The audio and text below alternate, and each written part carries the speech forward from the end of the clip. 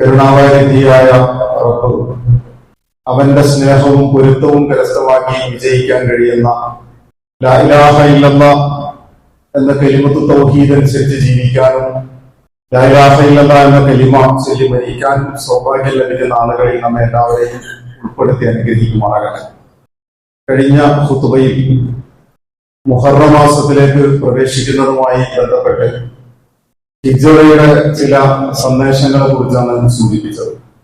1400 വർഷങ്ങൾക്ക് മുൻപ് മഹാനായ റസൂലുള്ളാഹി സ്വല്ലല്ലാഹു അലൈഹി വസല്ലം സഹാബത്തും 13 വർഷക്കാലം മക്കയിലെ ജീവിതാനുഭവങ്ങളിൽ നിന്ന് മദീന എന്ന പുതിയ മണ്ണിലേക്ക് പലായനം ചെയ്യുമ്പോൾ ലോകാവസാനം വരെയുള്ള വിശ്വാസി സമൂഹത്തിന്റെ ഈമാൻ ദൃഢീകരിക്കുന്നതിനും വിശ്വാസികളുടെ ജീവിതത്തെ ആത്മാഭിമാനമുള്ളവരാക്കി മാറ്റുന്നതിനും സങ്കല്പികൾ കൊണ്ട് ഓടിവെച്ച ചില അധ്യായങ്ങളായിരുന്നു ഹിജ്റയുടെ. അതിലെ ഏറ്റവും മർമ്മപ്രധാനമായ 2 സംഗതികളെ ചരിത്ര പശ്ചാത്തലത്തിൽ നിന്നുകൊണ്ട് സഹോദരങ്ങളുടെ മുമ്പിൽ പറഞ്ഞു വെക്കുകയുണ്ടായി.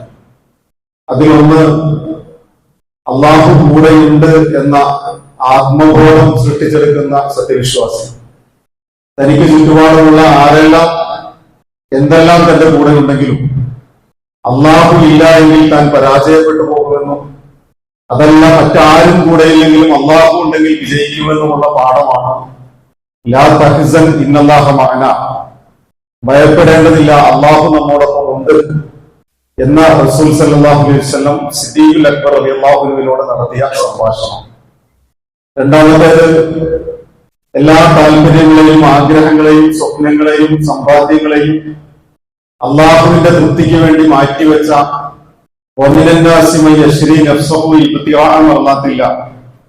അള്ളാഹുവിന്റെ തൃപ്തിക്ക് വേണ്ടി എല്ലാം വിറ്റുകളഞ്ഞ അത്ഭുതപ്പെടുത്തുന്ന ചില മനുഷ്യരുണ്ട് എന്ന വിശുദ്ധ ഖുർആനിന്റെ പ്രഖ്യാപനമായി. ഇന്ന് സൂചിപ്പിക്കാൻ ആഗ്രഹിക്കുന്നത് 1400 വർഷമല്ല, 3500 വർഷങ്ങൾക്കപ്പുറം നിന്നുകൊണ്ടുള്ള ചില കാഴ്ചകളെ കുറിച്ചാണ്. ലോകത്തെ മുഴുവൻ മനുഷ്യരുടെയും മുമ്പിൽ പ്രതീക്ഷയുടെയും താക്കീതിന്റെയും, ഒരേ സമയം പ്രതീക്ഷയുടെ വെളിച്ചവും താക്കീതിന്റെ ഗാംഭീര്യവും ബോധ്യപ്പെടുത്തുന്ന ചരിത്രമാണ് മഹാനായ മൂസ അലൈഹി സ്വലാത്തു വസ്സലാമിന്റെ.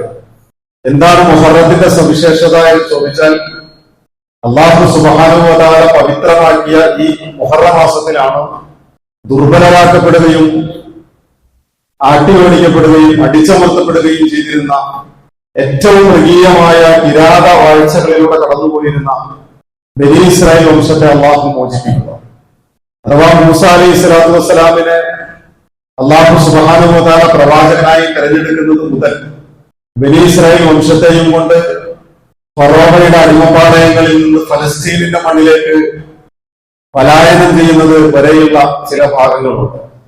അവിടെ ചരിത്രവും വർത്തമാനവും തമ്മിൽ പരസ്പരം ബന്ധിപ്പിക്കപ്പെടുന്ന ചില കണ്ണികൾ, അഥവാ ഓരോ കാലഘട്ടത്തിലെയും ഉമ്മത്ത് മുസ്ലിമയെ സംബന്ധിച്ചിടത്തോളം പഠിച്ചെടുക്കേണ്ട ചില പാഠങ്ങൾ, വായിച്ചെടുക്കേണ്ട ചില പാഠങ്ങൾ. ഇന്ന് ഈ ദിവസം ഈ വർത്തമാനം പറയുമ്പോൾ മറ്റൊരു സവിശേഷത കൂടിയുണ്ട്. ഇന്ന് വായനാ ദിനം കൂടിയാണ്. വിശുദ്ധ ഖുർആനിന്റെ അവതരണം സംഭവിക്കുന്നത്, അതിന്റെ അവതരണത്തിന്റെ സമാരംഭം കുറിക്കുന്നത് ഹിറാ ഗുഹയുടെ ഇരുളടഞ്ഞ മുക്കുമൂലകളിലേക്ക് ഇറങ്ങി വരുന്ന മഹാനായ മുഖറമായ സയ്യിദ് മലായിക ജിബ്രീൽ അലൈഹി സ്വലാത്തു വസ്സലാമിലൂടെയാണ്. ആ വർത്തമാനം ഇഖ്റഅ ബിസ്മി റബ്ബിക്കൽ ലദീ ഖലഖ് ഖലഖൽ ഇൻസാന മിൻ അലഖ് നമുക്കെല്ലാവർക്കും സുപരിചിതമാണ്. നീ വായിക്കുക എന്ന കൽപ്പനക്രിയയോടുകൂടിയാണ് ലോകത്തെ ഏതെങ്കിലും ഒരു ഗ്രന്ഥത്തെ നമ്മളെടുത്ത് പരിശോധിച്ചു നോക്കുക. അത് ഏത് നിലവാരത്തിലുള്ള ഗ്രന്ഥമായിക്കോട്ടെ, അത് ഏത് ഭാഷയിലുള്ള ഗ്രന്ഥമായിക്കോട്ടെ, ഏത് വിഭാഗം ജനതയെ അഭിസംബോധന ചെയ്യുന്ന ഗ്രന്ഥമായിക്കോട്ടെ, ഏത് വിഷയം കൈകാര്യം ചെയ്യുന്ന ഗ്രന്ഥമായിക്കോട്ടെ, പക്ഷെ ഏതൊരു ഗ്രന്ഥത്തിന്റെയും തുടക്കം ഒരു കൽപ്പനക്രിയ കൊണ്ട് വളരെ മനോഹരമായി ഒത്തിവെക്കുന്ന രീതിയിൽ പഠിപ്പിക്കപ്പെടുന്നുണ്ട് എങ്കിൽ അത് വിശുദ്ധ ഖുർആനാണ്. ഇഖ്റാ നീ വായിക്കുക. അവിടെ ബഹുവചന രൂപത്തിൽ പോലുമല്ല ആ പ്രയോഗം നടത്തിയത്. സംഗതി അള്ളാഹുവിന്റെ റസൂൽ സല്ലല്ലാഹു അലൈഹി വസല്ലമയോട് ജിബ്രീൽ അലൈഹി സ്വലാത്തു വസ്സലാം സംസാരിക്കുന്നതാണ്. പക്ഷെ മുഴുവൻ മനുഷ്യരോടുമാണ് ആ സംസാരം.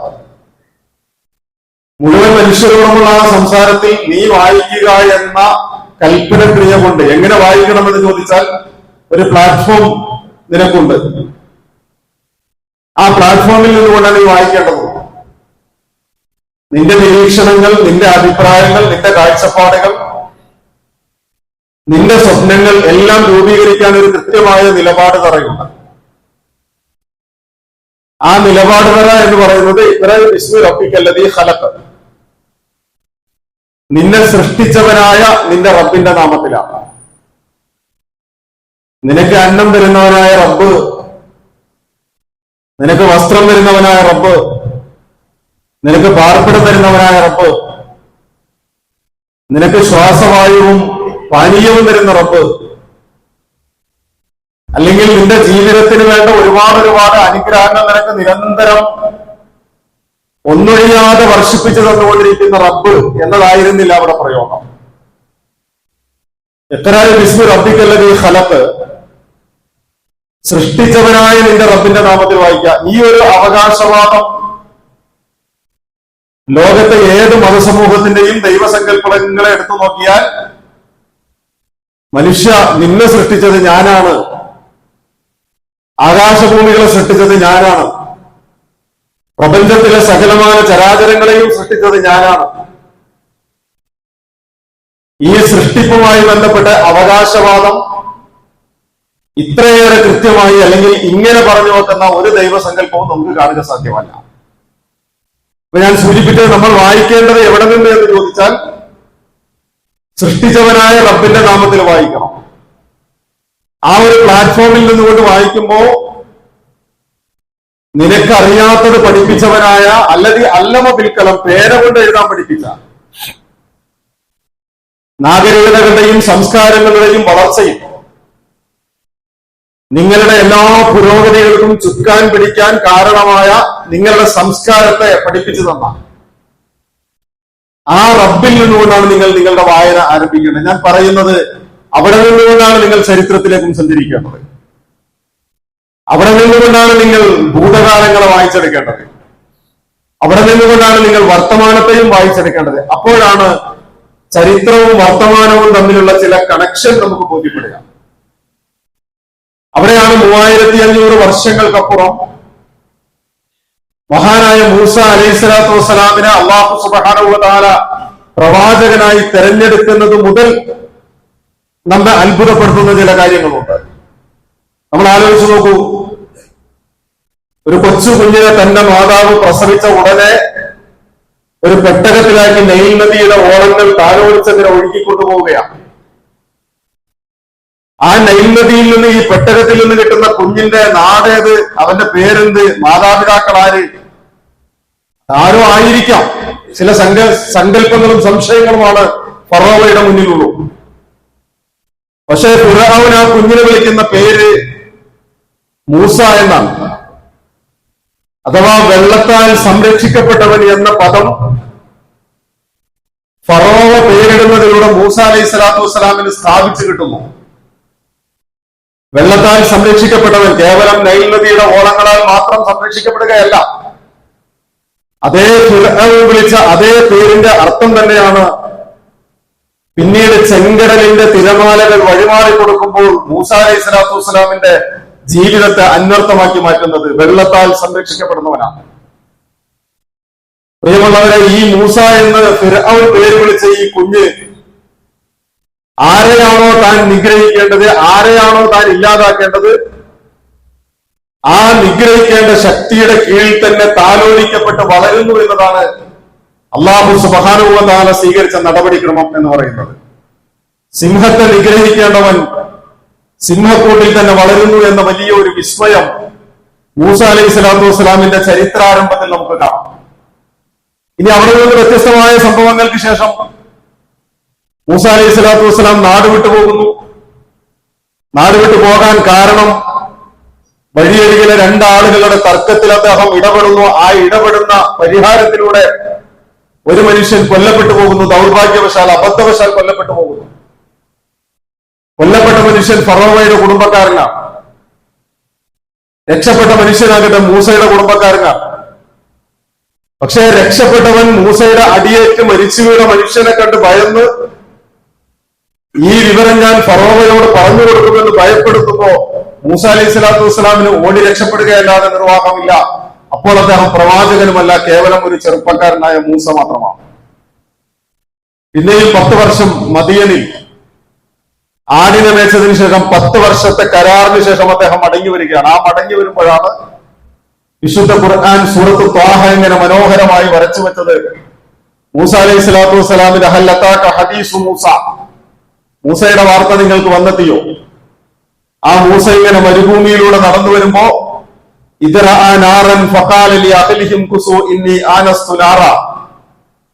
മരുഭൂമിയിൽ ഇരുട്ട് വ്യാപിച്ച് യാത്ര മുന്നോട്ട് പോകാൻ കഴിയാതായ ഘട്ടത്തിൽ അദ്ദേഹം പറയുന്നു, അകലെ ഞാൻ പർവ്വതത്തിന്റെ മുകളിൽ ഇന്നി ആനസ്തു നാറൻ ലഅല്ലി ആതീകും മിൻഹാ ബിഖബസിൻ ഔ അജിദു അലന്നാരി ഹുദാ, ഒരു കഷ്ണം തീക്കൊള്ളി കിട്ടുമെങ്കിൽ ഞാൻ ആ തീക്കമ്പുമായിട്ട് വരാം, നമുക്ക് നമ്മുടെ യാത്ര തുടരാം.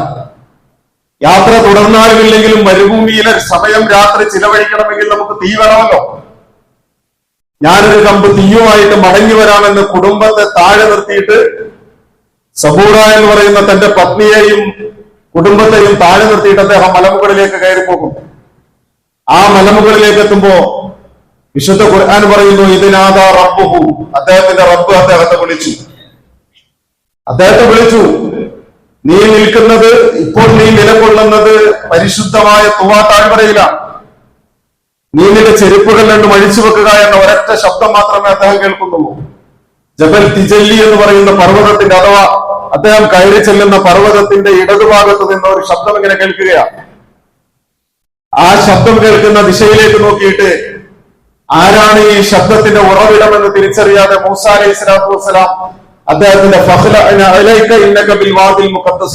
ചെരുപ്പഴിച്ചു വെച്ചു. ആ തുവാ താഴ്വരയിൽ കാത്തുനിന്നു. അപ്പോൾ അല്ലാഹു സുബ്ഹാനഹു വ തആലയുടെ ശബ്ദം വീണ്ടും വരികയാണ്. ഞാൻ നിന്നെ തെരഞ്ഞെടുത്തിട്ടുണ്ട്, നിനക്ക് വഹി അവതരിപ്പിക്കുന്നത് നീ കേൾക്കണം. എന്താണ് വഹി അവതരിപ്പിക്കാൻ പോകുന്നത്? അല്ലെങ്കിൽ ഞാൻ ആരാ? ഇന്നനി അനല്ലാഹ്, ഞാൻ അല്ലാഹുവാണ്. ഇന്നനി അനല്ലാഹ് ലാ ഇലാഹ ഇല്ലാ അന ഫഅബ്ദുനി വഅഖിമി സ്വലാത്ത ലിദിക്രി, നീ എനിക്ക് മാത്രം ഇബാദത്ത് ചെയ്യണം, എന്നെ സ്മരിക്കാൻ വേണ്ടി നമസ്കാരം നിലനിർത്തണം, ഞാൻ അല്ലാഹുവാണ്. അത്രയേ ഉള്ളൂ, ആമുഖമാണ്. ഒരൊറ്റ ശബ്ദം. ആ ശബ്ദത്തിൽ നമ്മളൊന്ന് സങ്കല്പിച്ചു നോക്കൂ. ഏതൊരു മനുഷ്യനും മരുഭൂമിയിലെ ഇരുട്ടിൽ നിന്ന് രക്ഷപ്പെടാൻ വേണ്ടിയിട്ട് വെളിച്ചം കാത്തു ചെല്ലുമ്പോ പതിവില്ലാത്ത ഒരു ശബ്ദം കേട്ടാൽ ആകെ അങ്കലാപ്പിലായി പോകും. പക്ഷെ മൂസ അലൈഹി സ്വലാത്തു വസ്സലാം സ്വതവേ ധൈര്യശാലിയായ ധീരനായ മനുഷ്യനാണ്, കരുത്തനായ മനുഷ്യനാണ്. മൂസ അലൈഹി സ്വലാത്തു വസ്സലാം ശബ്ദം കേട്ട ദിശയിലേക്ക് നോക്കി നിന്നു. അപ്പോഴാണ് ഈ മറുപടി വന്നതിന് ശേഷം മൂസ അലൈഹി സ്വലാത്തു വസ്സലാമിനോട് അടുത്ത ചോദ്യം, നിന്റെ കയ്യിൽ എന്താ? ഒമാ തിൽക ബി യമീനിക യാ മൂസ, നിന്റെ വലത്തെ കയ്യിൽ എന്താ? അദ്ദേഹം പറഞ്ഞു, വടിയാണ്. ഞാനത് കുത്തിപ്പിടിച്ച് നടക്കും, എന്റെ ആടുകൾക്ക് ഇല തോണ്ടി കൊടുക്കും, ഒരുപാട് പ്രയോജനങ്ങളുണ്ട്, വടിയാണ്. ശരി, നീ ആ വടി താഴെ ഇട്ടോളൂ. നമുക്കറിയാം ചരിത്രം. പക്ഷെ വിശുദ്ധ ഖുർആന്റെ ആ ഒരു ആഖ്യാന ശൈലിയുണ്ട്. ആ ആഖ്യാന ശൈലിയുടെ പ്രത്യേകത എന്താണെന്ന് ചോദിച്ചാൽ, ഏതൊരു മനുഷ്യനും, ഒരു ശരാശരി മനുഷ്യന് ഈ ചരിത്രം ഇങ്ങനെ കേട്ടാൽ ആ മരുഭൂമിയിൽ ഏകനായി നിൽക്കുന്ന മൂസ പ്രവാചകനെയും അദ്ദേഹത്തിന്റെ അപ്പോഴത്തെ മാനസികാവസ്ഥയെയും കൃത്യമായി കണ്ടെടുക്കാൻ കഴിയുന്ന ഒരു സവിശേഷതയുണ്ട്. നീ വടി താഴെ ഇട്ടോളൂ. വടി താഴെ ഇടുന്നു, വടി പാമ്പാകുന്നു, അതിനെ എടുത്തോളൂ, നീ ഭയപ്പെടേണ്ടതില്ല. ലാ തഖഫ്സൻ തഖല്ലൂല, പേടിക്കേണ്ട, നീ എടുത്തോ. അത് പഴയ രൂപത്തിലേക്ക് മാറും. പിന്നെയും ഒന്നുകൂടി അദ്ദേഹത്തോട് പറയുന്നുണ്ട്, നീ നിന്റെ വലത് കൈ ഇടത്തെ കക്ഷത്തിൽ വെച്ച് പുറത്ത് അത് പുറത്തെടുത്താൽ അതിങ്ങനെ പ്രകാശിക്കുന്നത് നിനക്ക് കാണാം, കണ്ണിന് കുളിർമയുള്ള, പ്രയാസകരമല്ലാത്ത, അരോചകമല്ലാത്ത പ്രയാസം. നീ എന്തിനാ വന്നത്? നീ വെളിച്ചം തേടി, തീക്കനൽ തേടി വന്നവനാണ്. തീക്കനൽ തേടി വന്ന മൂസയുടെ മുമ്പിൽ തീക്കനൽ വേണ്ട, നിന്റെ കൈകളിൽ തന്നെ, നിന്നിൽ തന്നെ നിനക്ക് വേണ്ട പ്രകാശത്തെ ഞാൻ സന്നിവേശിപ്പിച്ചിരിക്കുന്നു. നിനക്ക് ഞാനൊരു വടിയും തന്നിരിക്കുന്നു. എന്തിനാണ് ആ വടി?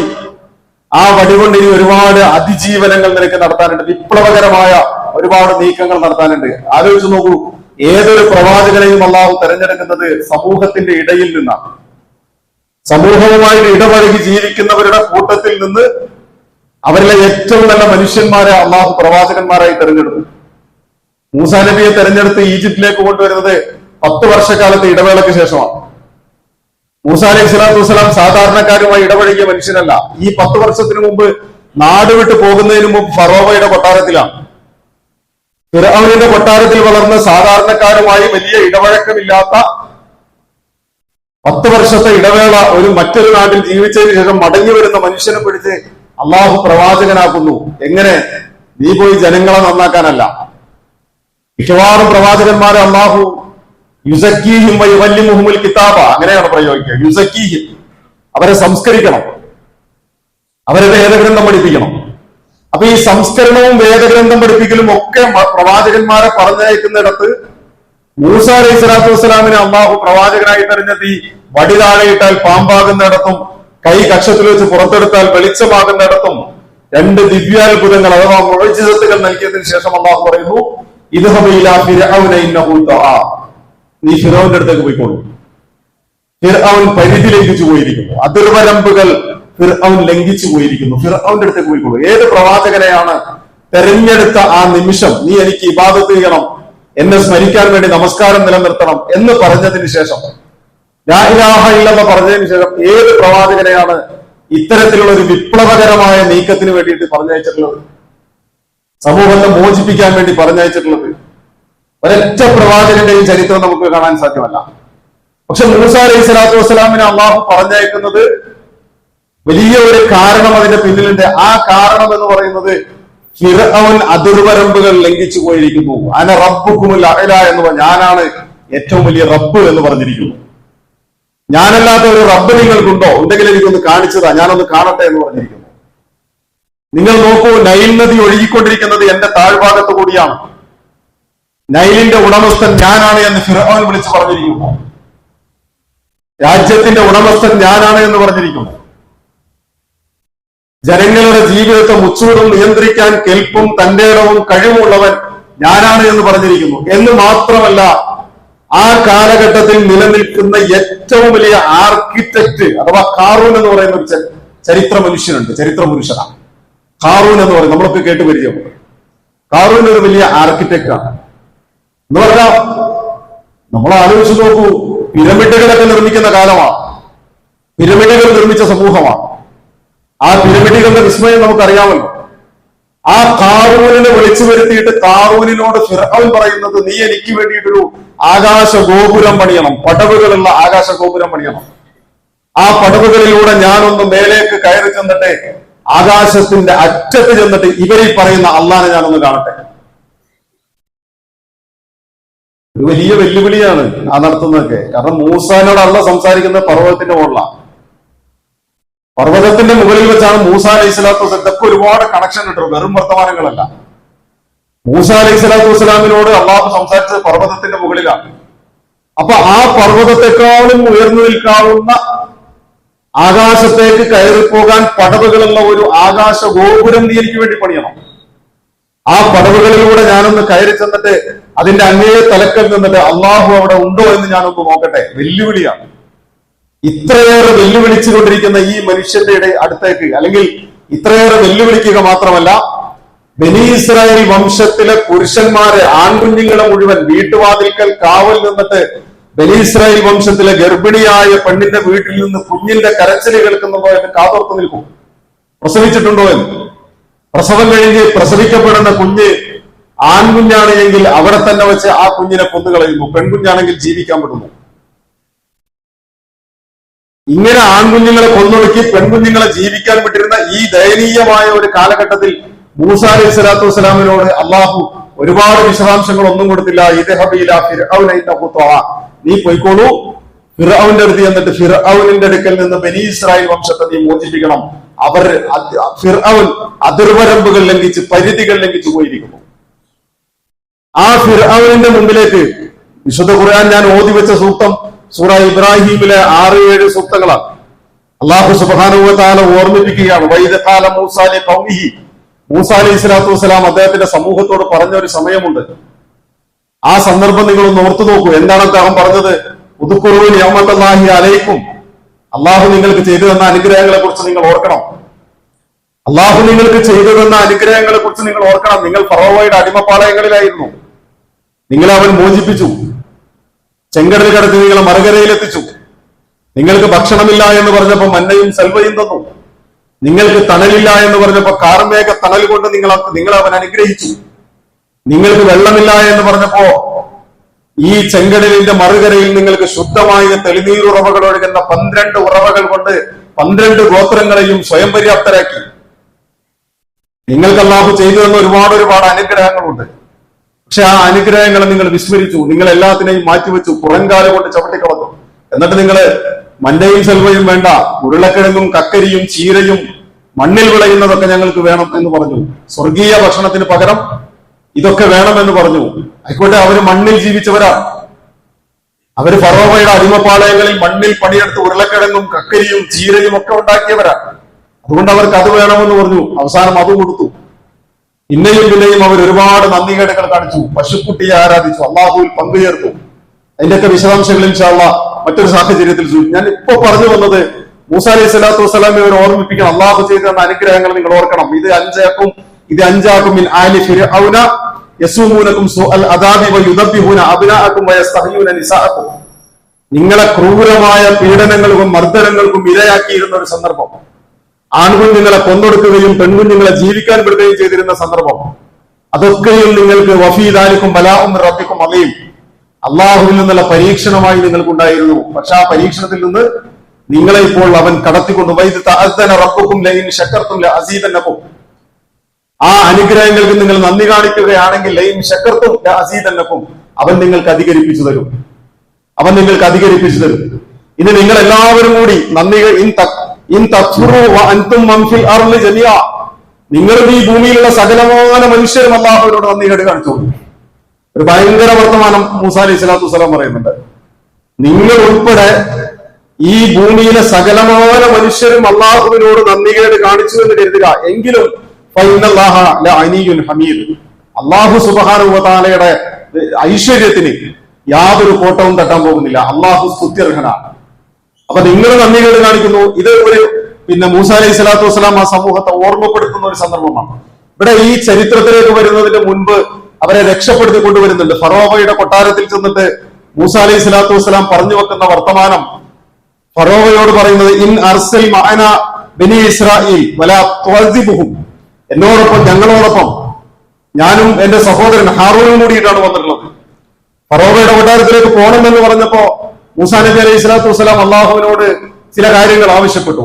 അള്ളാഹുവെ, ഞാൻ പോകാം, ഞാൻ ഫറോവയുടെ കൊട്ടാരത്തിൽ പോയി സംസാരിക്കാം, ഫറോവയുമായിട്ട് ഞാൻ സംവദിച്ച് ബനി ഇസ്രായേൽ വംശത്തെ മോചിപ്പിക്കാനുള്ള നടപടിക്രമങ്ങളിൽ ഇടപെടാം. പക്ഷെ എനിക്ക് ഫറോവയുടെ മുമ്പിൽ ചെന്നിട്ട് സംസാരിക്കാൻ ചില പ്രയാസങ്ങൾ, എന്റെ നാവിന് ചില കെട്ടിക്കുടുക്കുകളുണ്ട്.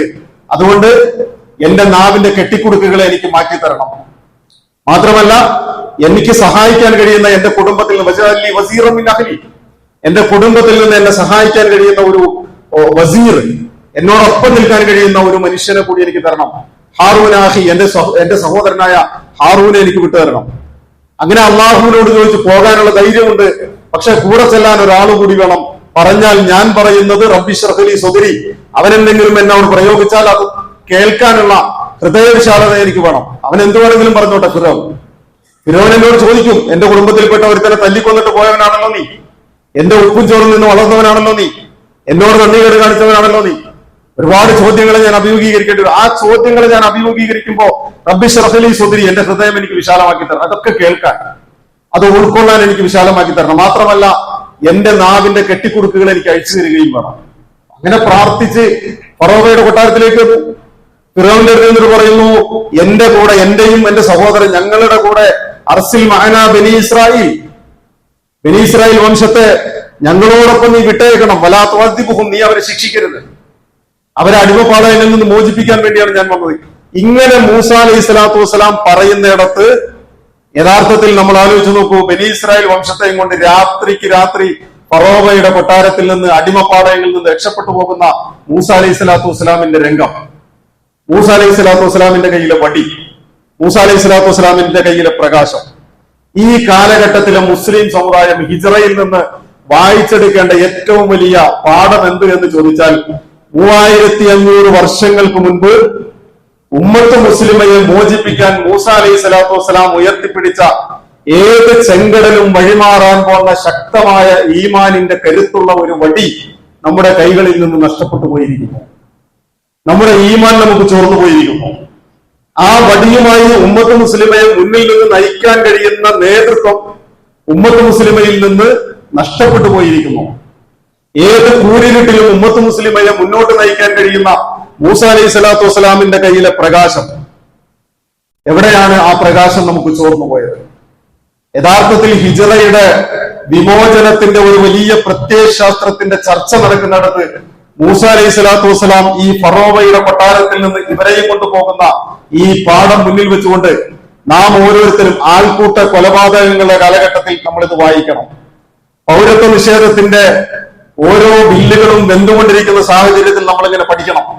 വോട്ട് നിഷേധത്തെക്കുറിച്ചും വഖഫ് ഭൂമിയുടെ കയ്യേറ്റത്തെക്കുറിച്ചും ബുൾഡോസർ രാജിനെ കുറിച്ചും പള്ളികളുടെ കയ്യേറ്റത്തെക്കുറിച്ചും മദ്രസകളുടെ കയ്യേറ്റത്തെക്കുറിച്ചും ഉമ്മത്ത് മുസ്ലിമെ ഇങ്ങനെ വിലപിച്ചുകൊണ്ടിരിക്കുന്ന ഒരു കാലഘട്ടത്തിൽ മൂസ അലൈഹി സ്വലാത്തു വസ്സലാമിന്റെ വടിയെക്കുറിച്ച് നമ്മൾ ചിന്തിക്കണം. മൂസ അലൈഹി സ്വലാത്തു വസ്സലാമിന്റെ കയ്യിലെ പ്രകാശത്തെക്കുറിച്ച് നമ്മൾ ചിന്തിക്കണം. അർസിൽ മഅന ബനി ഇസ്രായീൽ എന്ന് ഫറോവയുടെ കൊട്ടാരത്തിൽ ചെന്ന് പറയാൻ കാണിച്ച ആ ധൈര്യത്തെ ഉമ്മത്ത് മുസ്ലിമയുടെ നേതൃത്വം ഏറ്റെടുക്കാൻ സന്നദ്ധമാകണം. പ്രിയമുള്ളവരെ, വലിയ അർത്ഥങ്ങളുള്ള വലിയ ഒരു പാഠമാണ് ഹിജ്റ 3500 വർഷങ്ങൾക്കപ്പുറത്തു നിന്ന് നമ്മുടെ മുമ്പിലേക്ക് പ്രസരിപ്പിക്കുന്നത്. വിശുദ്ധ ഖുർആൻ പിന്നെയും നമ്മുടെ മുമ്പിൽ പറഞ്ഞു വെക്കും, ഇങ്ങനെ ആട്ടിയോടിക്കപ്പെട്ട സമൂഹമുണ്ടല്ലോ, ഒന്നുമില്ലാതെ നാടുകളിൽ നിന്ന് ആട്ടിയോടിക്കപ്പെട്ട് പലായനം ചെയ്യേണ്ടി വന്ന സമൂഹങ്ങൾ ഒരുപാടുണ്ടായിട്ടുണ്ട്. ആ പലായനം ചെയ്യേണ്ടി വന്ന സമൂഹങ്ങളെ കൊണ്ട് ലോകത്ത് 27ഓളം നാഗരികതകൾ തന്നെ ചരിത്രം പറയുന്നത് 27ഓളം നാഗരികതകൾ രൂപപ്പെട്ടത് ആട്ടിയോടിക്കപ്പെടലുകൾക്ക് ശേഷമാണ്, ഹിജ്റകൾക്ക് ശേഷമാണ്, പലായനങ്ങൾക്ക് ശേഷമാണ്. വിശുദ്ധ ഖുർആൻ പറയുന്നു, ഭൂമിയിൽ അടിച്ചമർത്തപ്പെടുകയും ആട്ടിയോടിക്കപ്പെടുകയും ചെയ്ത ആളുകളെ മടക്കിക്കൊണ്ടുവരണം എന്ന് നാം ആഗ്രഹിക്കുന്നു. അവരെ ലോകത്തിന്റെ നേതാക്കളും ഭൂമിയുടെ അനന്തരാവകാശികളുമാക്കി മാറ്റണം എന്ന് നാം ആഗ്രഹിക്കുന്നു. അത് അള്ളാഹുവിന്റെ നടപടിക്രമമാണ്. ആ നടപടിക്രമത്തിൽ അള്ളാഹുവിന്റെ ഇടപെടലുകളെ നമുക്ക് മുമ്പിൽ വരച്ചു വെച്ച ചരിത്രത്തിന്റെ ഒരു പകിട്ടാർന്ന പൈതൃകമാണ് യഥാർത്ഥത്തിൽ പ്രിയമുള്ളവരെ മൂസ അലൈഹി സ്വലാത്തു വസ്സലാമിന്റെ ഹിജ്റ എന്ന് പറയുന്നത്. അവിടെ ഫറോവ ചെങ്കടലിൽ മുങ്ങി മരിക്കുന്നിടത്ത് ഞാൻ വിശ്വസിച്ചിരിക്കുന്നു, റബ്ബി മൂസ വ ഹാറൂൻ, ഞാൻ മൂസയുടെയും ഹാറൂനിന്റെയും റബ്ബിൽ വിശ്വസിച്ചിരിക്കുന്നു എന്ന് അവസാനം പറഞ്ഞു വെക്കുന്ന ആ ഫറോവയുടെ വർത്തമാനത്തിൽ ആദ്യം പറഞ്ഞ അന റബ്ബുക്കുമുൽ അഅ്ല, ഞാനാണ് ഏറ്റവും വലിയ റബ്ബ് എന്ന് പറഞ്ഞ ആ ഹുങ്ക് മുഴുവനും അലിഞ്ഞ് ഇല്ലാതായി പോകുന്ന നിസ്സഹായ അവസ്ഥയുടെ ചരിത്രമാണ് നമ്മെ പഠിപ്പിച്ചത്. ഞാൻ പറഞ്ഞത് അർത്ഥഗർഭമാണ് യഥാർത്ഥത്തിൽ മുഹറം എന്ന് പറയുന്നത്. മുഹറം 10 നമ്മുടെ നാട്ടിൽ നിലാവ് കണ്ടത് പ്രകാരം അടുത്ത വെള്ളിയാഴ്ചയാണ്. മുഹറം 9, 10 വ്യാഴവും വെള്ളിയുമാണ്. മുഹറം 10, മുഹറം 9, 10 സുന്നത്തായ നിലക്ക് അള്ളാഹുവിന്റെ റസൂൽ സല്ലല്ലാഹു അലൈഹി വസല്ലം സുന്നത്ത് മുഅക്കദ, പ്രബലമായ സുന്നത്ത് എന്ന അർത്ഥത്തിൽ നോമ്പെടുക്കണം എന്ന് പഠിപ്പിച്ചിട്ടുള്ള സന്ദർഭമാണ്. എല്ലാ സഹോദരങ്ങളും സാന്ദർഭികമായി ഓർമ്മപ്പെടുത്തുകയാണ്, മുഹറം 9, 10 നോമ്പെടുക്കാൻ എല്ലാ സഹോദരങ്ങളും പരിശ്രമിക്കുക. അള്ളാഹു സുബ്ഹാനഹു വ തആല നമ്മെ അനുഗ്രഹിക്കുമാറാകട്ടെ. ഇസ്ലാമിക ചരിത്രങ്ങൾ, ഹിജ്റയുടെയും മുഹറത്തിന്റെയും ഒക്കെ ചരിത്രങ്ങൾ മാനവ സമൂഹത്തിന്റെ മുമ്പിൽ ഉയർത്തിപ്പിടിക്കുന്ന വിമോചനത്തിന്റെ, വിപ്ലവത്തിന്റെ, അടിച്ചമർത്തപ്പെടുകയും ആട്ടിയോടിക്കപ്പെടുകയും ചെയ്യുന്നവരുടെ മുമ്പിൽ പ്രതീക്ഷയുടെ വാതിലുകൾ തുറന്നു കൊടുക്കുന്ന ഏകാധിപതികളുടെയും സ്വേച്ഛാധിപതികളുടെയും ഒക്കെ മുമ്പിൽ താക്കീതിന്റെ ഗാംഭീര്യമാർന്ന കഥകൾ പറഞ്ഞു കൊടുക്കുന്ന നിങ്ങളെപ്പോലുള്ള എത്രയോ ഏകാധിപതികൾ കഴിഞ്ഞുപോയിരിക്കുന്നു. ആ ഏകാധിപതികളെ ഞാൻ കൈകാര്യം ചെയ്തിട്ട് എത്ര നിസ്സാരമായിട്ടാണ് അള്ളാഹു പുച്ഛിച്ചു തള്ളുന്നത്. നിങ്ങളെപ്പോലുള്ള ഒരുപാട് മനുഷ്യരെ ഞാൻ പിടിച്ചു, എന്നിട്ട് ആ പിടികൂടിയിട്ട് ആകാശവും ഭൂമിയും അവർക്ക് വേണ്ടി ഒരു തുള്ളി കണ്ണുനീര് പോലും ഒഴിച്ചിട്ടില്ല. ഈ താക്കീത് കൂടി ചേർന്നാണ് മുഹറം എന്ന് പറയുന്നത്. അള്ളാഹു സുബ്ഹാനഹു വ തആല നമ്മെ അനുഗ്രഹിക്കുമാറാകട്ടെ.